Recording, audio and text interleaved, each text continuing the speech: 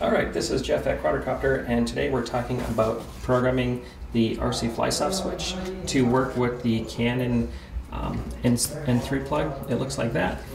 And we can use that on our Canon 5D Mark IIIs, our Mark IIs, and here we have the Canon 6D. So first we're using the MX20 for the transmitter and the Graupner GR16 as the receiver. The first thing we want to make sure is you see a green light on the Graupner. The green light means that it's bound and ready to go. If you see something other than a solid green light, you're going to have to go back and rebind it. So for the switch that I use for the transmitter, it's back here. It's actually a spring-loaded switch. So I just have to click that forward, that fires the shutter, and then it just releases. So when I want to go fire the shutter, I just give that a little blip, it fires the shutter, and I can just continue to do that. What I did for this one is I mapped that to channel 7. So on the transmitter, here's channel 7. It goes from -100 to +100. So that's what's actually activating the shutter. And also on the Graupner GR16, you can see channel 7 is down here on the bottom.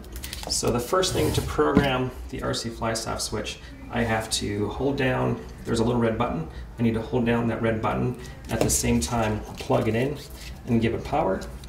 And what's going to happen is when you first power it up, you're going to release that button. Once you get power, it's going to blink red four times, then it's going to go solid red, then it's going to blink green. When you see those blinking greens, go and activate that shutter. So that's telling the RC Flysoft switch that that's going to be the trigger to fire the shutter, release it, and then it's going to go to a solid green, then it's going to go to a solid red. When it hits solid red, hit that button again, and it's already programmed. So let's go through and try that. So once again, channel 7 is what we're using to fire that.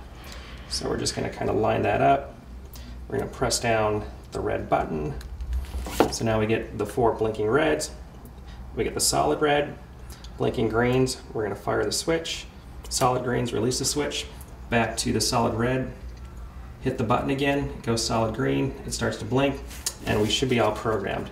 So now if we unplug this, once again channel 7, plug that back in, we should get a solid green followed by a blinking green, and now we should be ready to go. So when we fire the switch, you can hear the shutter on the camera fire, and you'll also see the LED go to a solid green momentarily.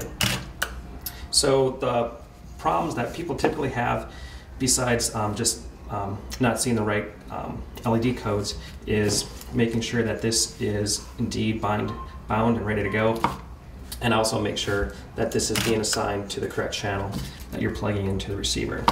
Alright, so this has been Jeff at Quadrocopter, and we'll be talking soon.